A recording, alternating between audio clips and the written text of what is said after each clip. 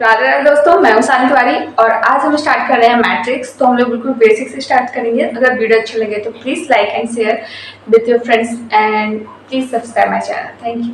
तो मैट्रिक्स की डेफिनेशन क्या होगी कि इस set of mn numbers arrange in the form of rectangular अरे डिनोटेड बाय, ये मैट्रिक्स है, a11 a12 and a up to a1 an a21 a22 up to a2n mn and am2 up to amn।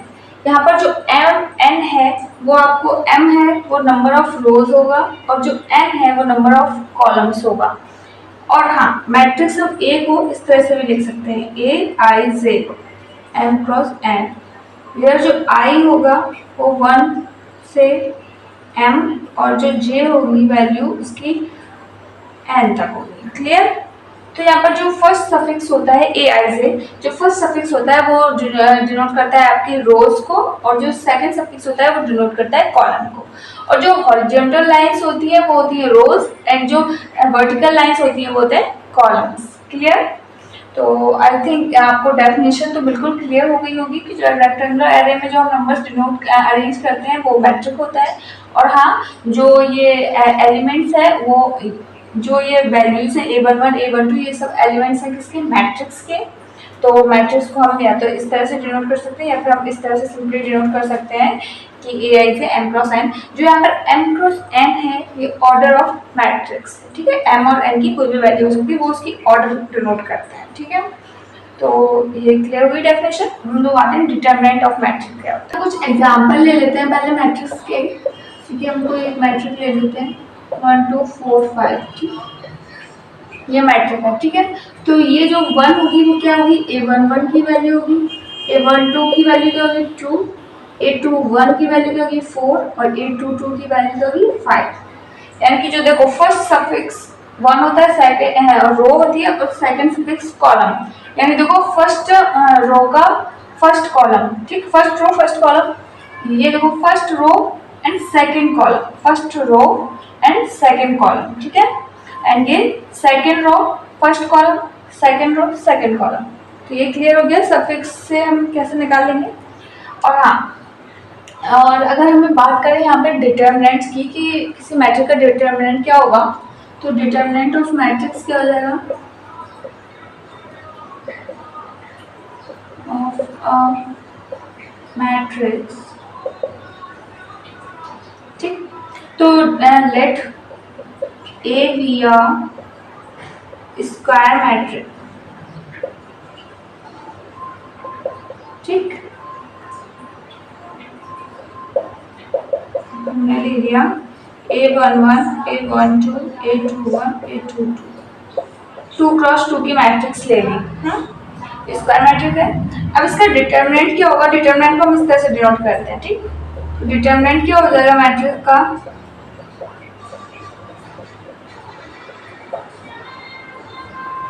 देखो इससे इसको multiply करना है और इससे इसको मल्टीप्लाई करना है। ठीक, यानी कि a11 a22 minus a12 a21, ये हो जाएगा डिटरमिनेंट ऑफ A। ठीक है, जब 2 क्रॉस 2 की मैट्रिक्स हो। 3 क्रॉस 3 में डिटरमिनेंट कैसे निकालेंगे, now let A be a square matrix of order 3। ठीक है, अभी हमने ऑर्डर 2 का लिया था, ये ऑर्डर 3 का ले लेते हैं। ठीक है, तो क्या हो जाएगा, मैट्रिक्स क्या होगी a11 a12 a13 a21 a22 a23 and a31 a32 a33। ये मैट्रिक्स क्लियर हो गई। अब देखो इसका डिटरमिनेंट कैसे निकालेंगे। ठीक है, तो हम इसका डिटरमिनेंट कैसे निकालेंगे, देखो a11।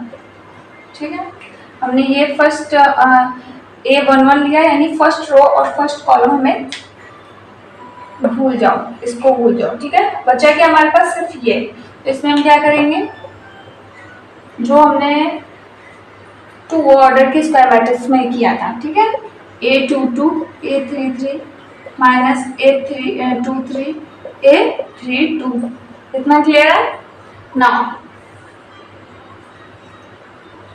अब हम रो वाइज एक्सपेंड कर रहे हैं, तो देखो ये वाली पॉजिटिव होगी, ये निगेटिव, यहाँ पॉजिटिव, यहाँ निगेटिव, यहाँ पॉजिटिव, यहाँ निगेटिव, ठीक है, यहाँ पॉजिटिव, यहाँ निगेटिव, यहाँ पॉजिटिव। तो अब ये वाला ले रहे हैं अगर हम A12, तो यहाँ क्या आएगा निगेटिव और A12 ना। देखो फर्स्ट रो सेकंड कॉलम, ठीक है, तो बचा क्या A21 A32 33, ठीक, first row and second column हमें ढूंढना है, बाकी जो है उससे हमें मल्टीप्लाई करके निकालना है, ठीक है। तो माइनस A23 A31, क्लियर हुआ। नेक्स्ट प्लस A13, ठीक, अब 13 है तो फर्स्ट रो और थर्ड कॉलम बंद करना है, ठीक है। तो हमारे पास ये बचेगा, ठीक है, A21 A32 minus A22 A31, clear.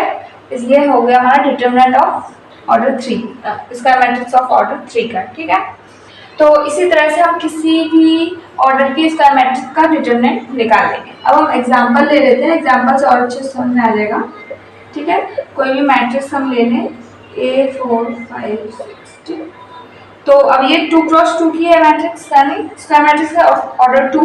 तो हमने इसका डिटरमिनेंट कैसे निकाला था, मल्टीप्लाई 1 एंड 6 तो 6 माइनस मल्टीप्लाई 5 एंड 4 20, कितना बचा -14।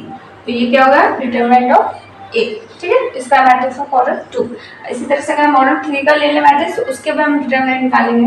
हाँ, तो हमें मैट्रिक्स दिया है 3 क्रॉस 3 का, इसका मैट्रिक्स है ऑर्डर 3 का, इसका डिटरमिनेंट निकालना है, ठीक है।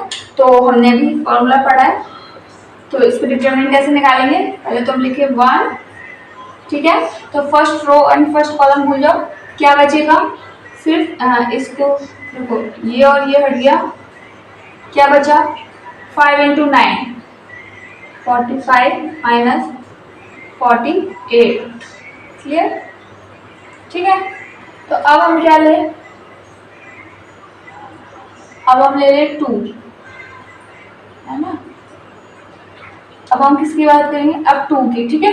तो मैंने क्या बताया था, यहाँ पॉजिटिव यहाँ निगेटिव यहाँ पॉजिटिव, तो क्या लेगा -2। अब देखो, अब हमें first column and second first row and second column को हटाना है।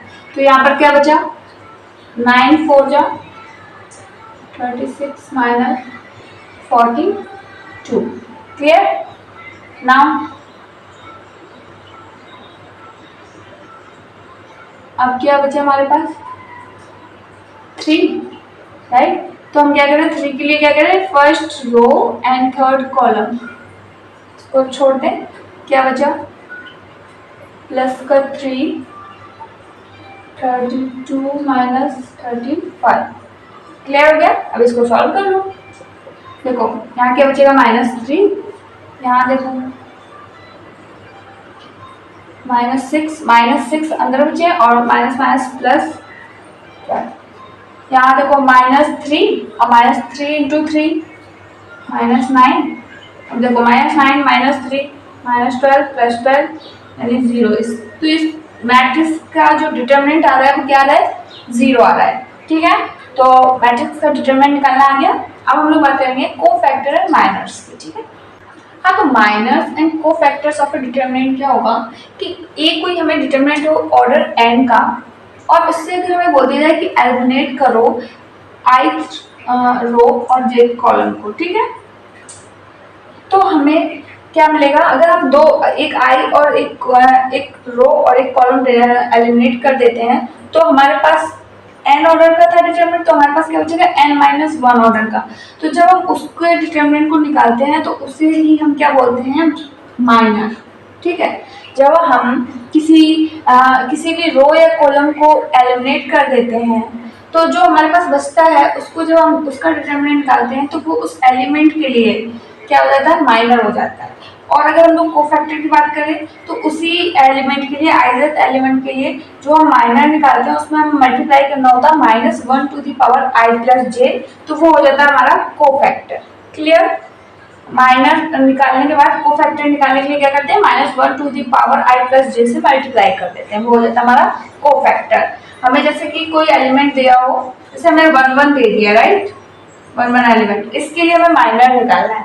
तो हम क्या करेंगे, फर्स्ट रो और फर्स्ट कॉलम को एलिमिनेट करेंगे और जो हमारे पास जो हमारे पास बचेगा जिस ऑर्डर का डिटरमिनेंट, वो हम डिटरमिनेंट निकालेंगे, वो हो जाएगा हमारा माइनर। और कोफैक्टर निकालने के लिए हम क्या करेंगे, -1 टू द पावर 1 + 1 कर देंगे, हो जाएगा माइनर एक कोफैक्टर। क्लियर? तो हम एग्जांपल से समझते हैं। ठीक है ना, देखो इस एग्जांपल से हमें माइनस एंड कोफैक्टर की डेफिनेशन क्लियर हो जाएगी। कैसे?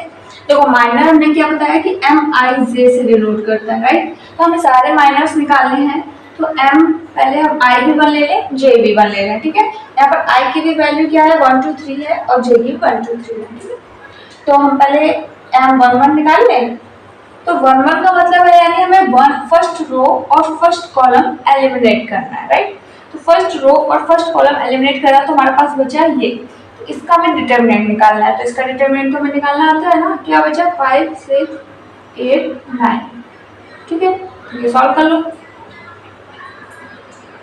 क्या बचा हमारे पास, -3। तो m11 क्या आ गया, -3, यानी 1 1 के लिए जो एलिमेंट हमारा था 1 1, इसके लिए जो माइनर आया वो क्या है, -3। क्लियर? अगर अब हम इस तरह से बात करें m12, m11 हो गया, m12, ठीक, m12 के लिए क्या बचेगा, देखो first row and second column. ठीक है, तो क्या बचा हमारे पास 4 6 7 9।